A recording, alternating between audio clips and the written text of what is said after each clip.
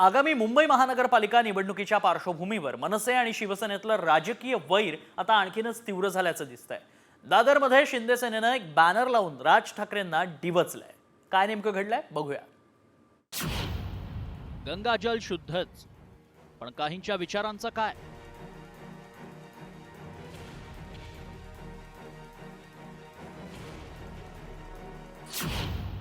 शिंदे सेनेनं राज ठाकरेंना डिवचलं।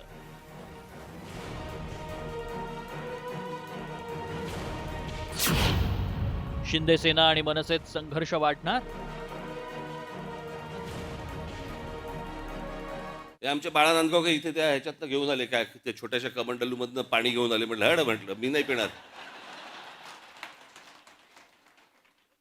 अहो मला सांगा, आता तो सोशल मीडिया आल्या पूर्वीच्या काळात ठीक होतं।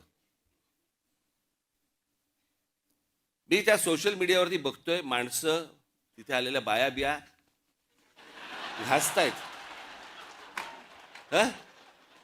आणि बाळा नांदगावकर साहेब गंगेचं पाणी कोण पिईल ते पाणी? राज ठाकरेंच्या या वक्तव्यावरून शिंदे गटाचे नेते समाधान सरवणकर यांनी मनसेला डिवचलंय। दादरच्या शिवसेना भवनासमोर शिंदे सेनेनं मोठा बॅनर उभारला आणि गंगाजल शुद्धच, पण काहींच्या विचारांचं काय, असा सवाल केला। साहजिकच यावरून मनसे नेते संतप्त झाले। बालबुद्धी आहे तो, खूप लहान आहे तो, त्याची वैचारिक पातळी पण तेवढीच आहे, कारण शिक्षण पण त्याचं कमी आहे।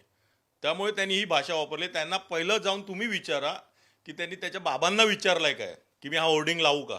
बाबांनी कधीच त्याला परवानगी दिली नसती या गोष्टीला, कारण हे साफ चुकीचं आहे। तणाव निर्माण झाल्यानंतर पालिकेनं हे बॅनर हटवलंय। दरम्यान शिंदे सेनेच्या मनसे विरोधाला मोठं कारण आहे। विधानसभा निवडणुकीत माहीम मतदारसंघावरून महायुतीत तणाव निर्माण झाला होता। मनसेचे उमेदवार अमित ठाकरेंविरोधात महायुतीचा उमेदवार देऊ नये असा भाजपचाही आग्रह होता। मात्र शिंदे सेनेचे उमेदवार सदा सरवणकर यांनी माघार घेतली नाही।